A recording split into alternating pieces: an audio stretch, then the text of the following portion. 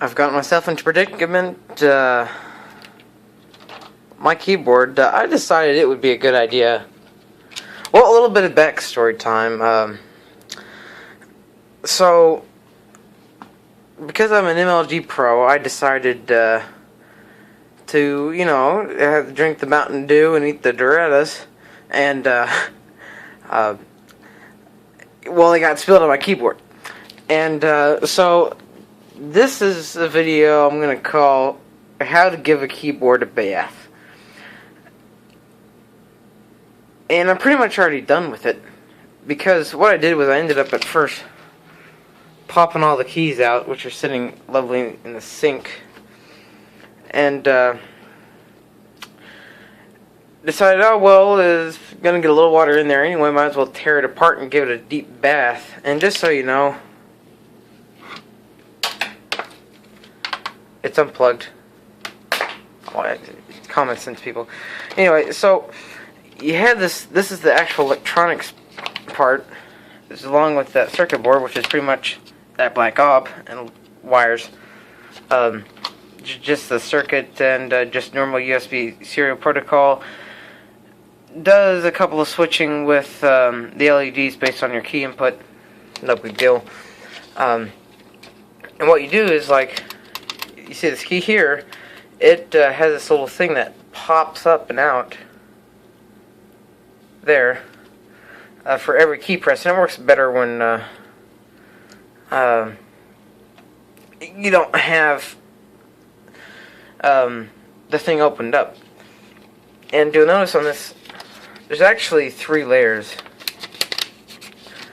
There's the base contact, insulator, then the top contact. And what they do, like, you see how every one of these dots lines up to a button.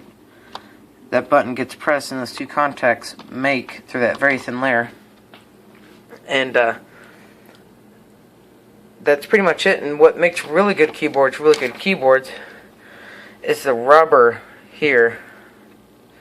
It'll take less time for the action of the key to pop up or down in this case, and for less time for this to smash together, to eject that little piece out, to break it, make the contact, not break the contact.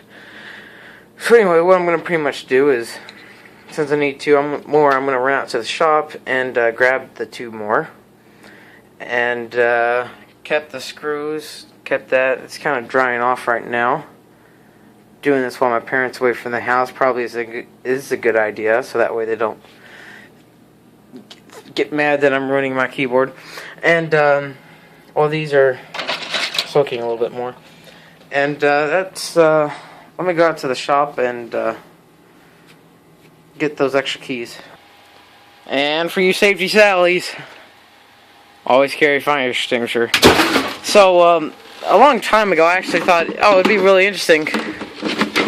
I should pull out a keyboard, an old keyboard I had.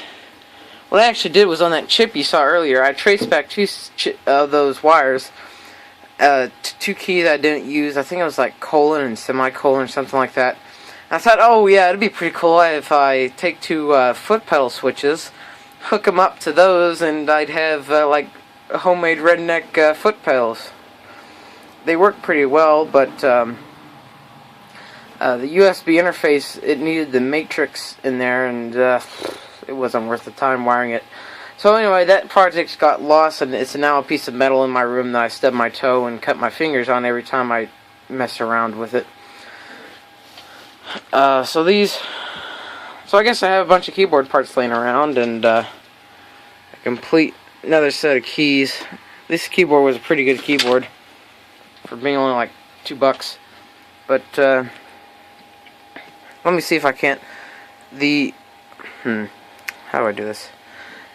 If you watch the center there, you see the little bump? It'll pop up when it's pressed, and that's kind of the key to the whole this working, is it presses the 2 contacts together. And this delay, that's what determines your input delay. And theoretically, yes, the harder you smash the key, the more better, quicker you will be But there's no point in keeping pressure down on the key. It's not like you're gonna try to not make contact very well. And if I grab this switch over here,